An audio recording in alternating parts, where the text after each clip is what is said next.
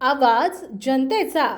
रिसोड मालेगाव विधानसभा मतदारसंघाकरिता या मतदारसंघात एकूण 13 उमेदवार निवडणूक रिंगणात उभे असून आपले नशीब आजमावत आहेत। यामध्ये पंचरंगी लढत आढळले असं नागरिकांकडून बोललं जात आहे। महायुती शिवसेनेकडून भावनाताई गवळी, वंचितकडून प्रशांत गोळे, महाविकास आघाडीकडून अमित झणक, काँग्रेस तर अपक्ष अनंतरावजी विठ्ठलरावजी देशमुख, रिसोड कृषी उत्पन्न बाजार समिती सभापती विष्णुपंत भुतेकर यांच्यात पंचरंगी लढत होणार आहे असे मतदारांचं म्हणणं आहे। यामध्ये कमालीचं लक्ष वेधून घेणारी ही निवडणूक होणार आहे।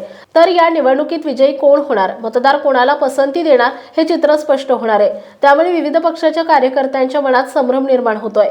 कोणता झेंडा घेऊ हाती यावरून ही निवडणूक अतिशय अतिटटीची होणार असल्याचं जनतेकडून संकेत मिळत आहेत। रिसोड विधानसभा मतदारसंघ हा विकासापासून कोसो दूर असून रस्ते, पिण्याचे पाणी, आरोग्य, सिंचन, शेतीविषयक तंत्रज्ञान, विविध योजना शेतकऱ्यांपर्यंत पोहोचत नाही। घरकुल मिळण्याकरिता सरकारी 8 बेघर गोरगरिबांना लागू करण्यात यावा।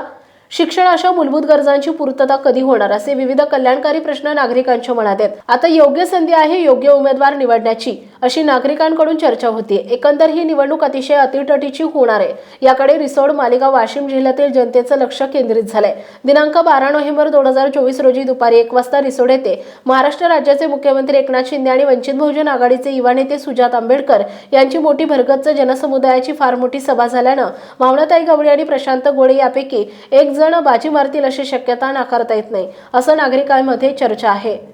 प्रतिनिधी रामेश्वर अंजवे।